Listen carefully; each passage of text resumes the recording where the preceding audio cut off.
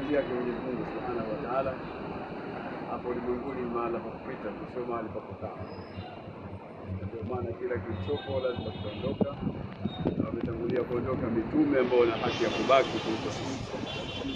Kwa hiyo mzee wetu Kardinali Pengo ni mtu anamkubali mtu wa aina yoyote kukaa naye, wa dini nyingine, mtu wa sampuli nyingine, mtu mnyonge, mtu asiokuwa na fakiri, maskini, mtu asiokuwa na uwezo. Yeye alikuwa anakaa na watu wa sampuli nyingine. Hii ni sifa yake kubwa aliyokuwa nayo. Alikuwa ni mtu kama kuna jambo zito anajaribu kuliweka sawa na kulituliza. Kwa kweli haya masikitiko si ya Wakristo peke yake, bali ni ya taifa zima. Labda wewe utakumbuka kwa tukio gani binafsi wewe na yeye ambalo mmewahi kukutana na ukasema hili nitamkumbuka daima? Kuna mambo mengine huwezi kueleza katika media kama hivi, ni baina ya yeye na mimi. Lakini kuna mambo ambayo utaona tumekaa vizuri.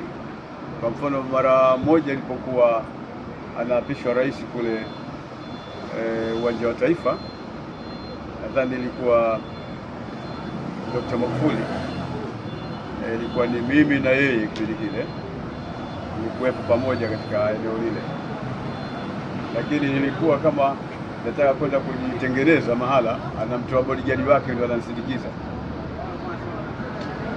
anakaa mpaka nikitoka, ananirudisha yule bodyguard mpaka pale nilipokuwa nimekaa, ambapo ni yeye na mimi, kiti chake kulia na mimi kushoto, tumekaa pamoja.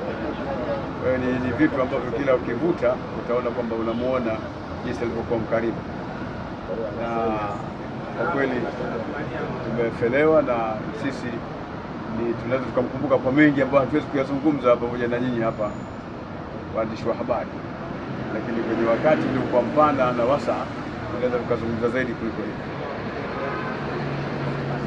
This is Mbogi TV. Habari, kazi na sala.